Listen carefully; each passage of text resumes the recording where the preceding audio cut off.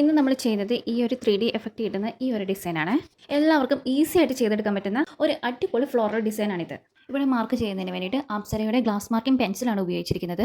Just ഒരു line ഇതുപോലെ വരച്ചു കൊടുക്കുക. അതിനുശേഷം ലീഫിന് വേണ്ടിയിട്ട് ഒരു കുഞ്ഞു ലൈൻ കൂടി ആ നീളത്തിലുള്ള ലൈനോട് ചേർന്ന് വരച്ചു കൊടുക്കുക. ആദ്യം തന്നെ നമുക്കൊരു ഫ്ലവർ ഉണ്ടാക്കാം. അതിന് വേണ്ടിയിട്ട് ഫ്ലവറിന് ഏത് കളറാണോ വേണ്ടത് ആ നിറത്തിലുള്ള ത്രെഡ് എടുത്തിട്ട് വിരലിൽ ഇതുപോലെ ചുറ്റിയെടുക്കുക.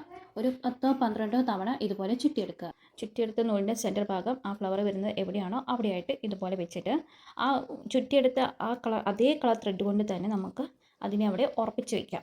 ഇങ്ങനെ 3-4 തവണ കെട്ടിട്ട് കൊടുത്താൽ മാത്രമേ അത് അവിടെ സെക്യൂറായിട്ട് ഇരിക്കുകയുള്ളൂ, അല്ലെങ്കിൽ അത് അഴിഞ്ഞു വരും. ഇനി നമുക്ക് സ്റ്റെം ചെയ്ത് കൊടുക്കാം. അതിനായിട്ട് ഗ്രീൻ കളറുള്ള ത്രെഡ് എടുത്തിട്ടുണ്ട്.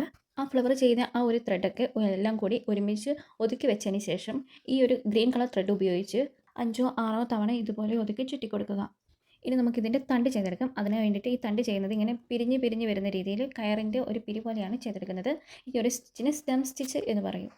ഇനി ഇല കൂടി ചെയ്തെടുത്ത് നമുക്കത് കംപ്ലീറ്റ് ആക്കിയതിന് ശേഷം ആ ഫ്ലവറിനെ നമുക്കൊന്ന് വിരിയിച്ച് കൊടുക്കണം. അതിനായിട്ട് നമ്മൾ അതിൻ്റെ അറ്റം ഒന്ന് ലെവലായിട്ട് കട്ട് ചെയ്തെടുക്കുക. സൂചി വെച്ചൊന്ന് നമുക്കൊന്ന് ചെയ്ത് കൊടുക്കുക. അപ്പോൾ നമുക്ക് സിമ്പിളായിട്ട് ഒരു ഈസി ആയിട്ട് നമുക്കൊരു ഫ്ലവർ കിട്ടിയിട്ടുണ്ട്.